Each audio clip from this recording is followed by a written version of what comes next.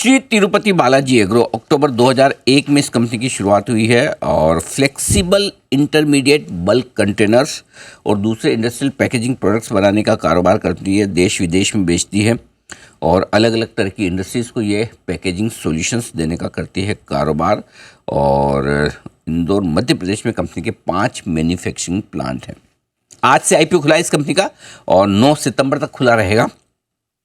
Price band 78 से 83 रुपये है, 78 से 83 का है और 122 करोड़ रुपए का इशू है, जिसमें से 122 करोड़ फ्रेश इशू है, 47 करोड़ ऑफर फॉर सेल है। टोटल मिलाकर 170 करोड़ का इशू है और मार्केट के 750 करोड़ रुपए के आसपास होता है ऊपरी प्राइस बैंड पर। आइए हम मुलाकात करते हैं विनोद कुमार अग्रवाल साहब ने, जो कंपनी के चेयरमैन हैं, मैनेजिंग डायरेक्टर हैं, कंपनी के फाउंडर भी हैं और 23 साल से कंपनी के साथ हैं और पैकेजिंग इंडस्ट्री का अग्रवाल साहब को 36 साल से ज़्यादा लंबा गहरा अनुभव है। विनोद अग्रवाल साहब में अग्रवाल साहब, बहुत बहुत स्वागत है आपका। धन्यवाद समय देने के लिए, हमारे साथ जुड़ने के लिए।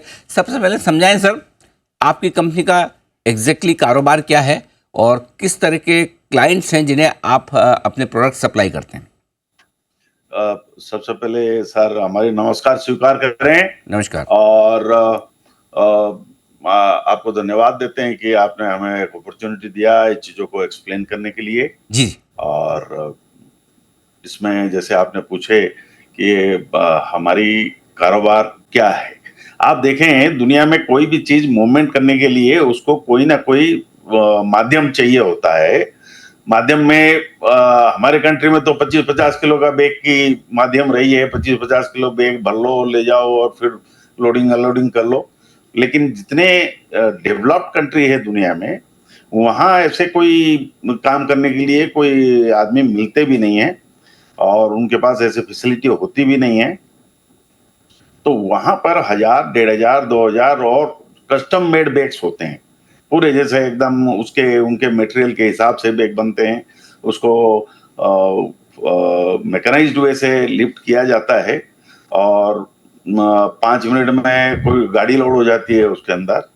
क्योंकि आप समझ लें कि कोई 25 टन की गाड़ी भी हो तो उसको 20-25 बैग रखना हो, it's not a time consuming matter. So वो उनको बड़ी इजी होती है।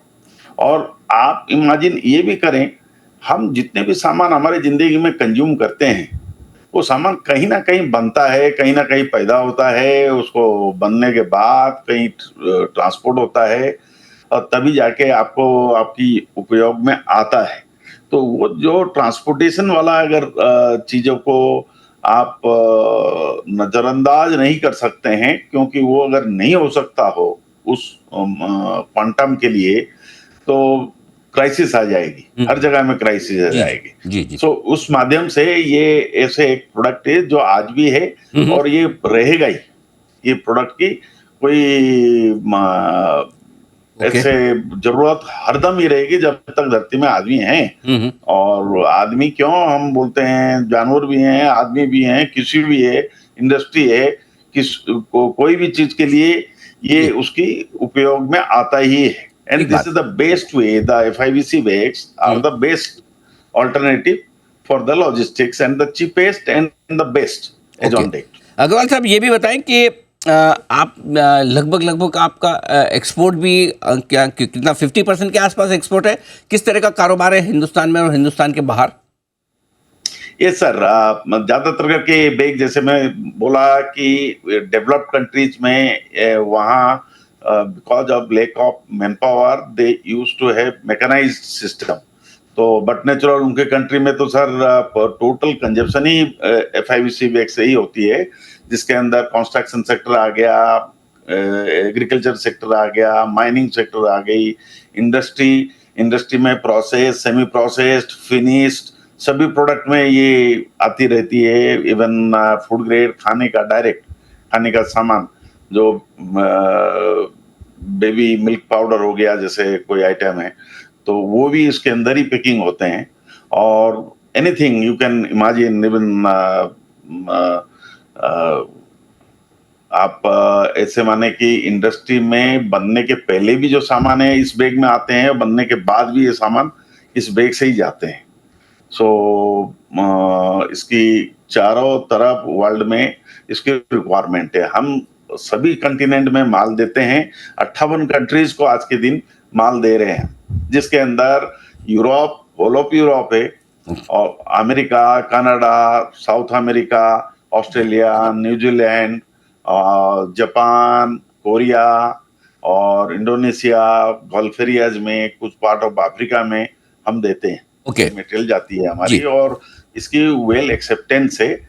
और आज 15 साल से हमारी जो कस्टमर हैं वो हमारे साथ ही जुड़े हुए हैं, और कस्टमर ये जुड़ते जा रहे हैं। अग्रवाल ये साहब ये हमारी बताएं कि ये 122 करोड़ रुपए का जो फ्रेश इशू है, यहाँ इस पैसे का इस्तेमाल कैसे होगा? कुछ कैपेसिटी बढ़ाने वाले हैं आप? नहीं, इसमें तो सबसे पहले सर हमारी कुछ टर्म लाइबिलिटीज हैं, उसको हम पे बैक करना चाहते हैं, और कुछ वर्किंग कैपिटल में आएगा इसका अमाउंट, और रेस्ट ये जनरल यूज में काम में आएगा सर। ये 122 करोड़ में से 52 crore towards repayment and 24 crores towards working capital, and rest general purpose में, कॉर्पोरेट पर्पज में लगेगा। ओके ये भी समझाएं कि जो 47 करोड़ का ऑफर फॉर सेल है, उसमें कौन आप बेच रहे हैं, कोई और प्रोमोटर बेच रहे हैं, कौन बेच रहे हैं सर, और क्यों? सर प्रमोटर मैं ही हूँ इसमें, तो बट नेचुरल मैं ही बेच रहा हूँ। इस वजह सर? सर जी, कोई मतलब आपके स्टेक का बेचने के पीछे कोई खास वजह? सर दोबारा बताएंगे? मैं बोल रहा हूँ कि आप ऑफर फॉर सेल में अपनी थोड़ी स्टेक बेच रहे हैं, तो ये बताएं कि एक तो इसको बेचने के बाद आपकी कितनी स्टेक बचेगी, और ये स्टेक बेचने के पीछे कोई खास वजह?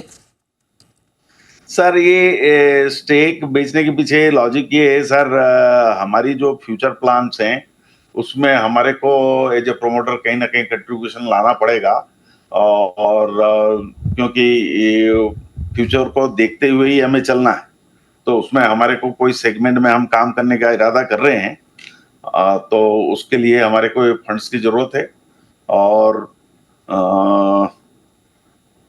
ठीक बात है, और ऐसे कोई लॉजिक नहीं है सर इसके ठीक पीछे। ठीक ठीक बात है। बहुत बहुत धन्यवाद अग्रवाल साहब, आपने समय दिया और विस्तार से अपनी कंपनी के प्लान्स के बारे में बताए, और साथ ही आगे की योजनाओं में भी आज आपका आईपीओ खुला है। बहुत बहुत शुभकामनाएं, उम्मीद करते हैं कि आपके आईपीओ को अच्छी सक्सेस मिले, सक्सेसफुल हो, और हमें समय देने के लिए बहुत बहुत धन्यवाद। Thank you sir.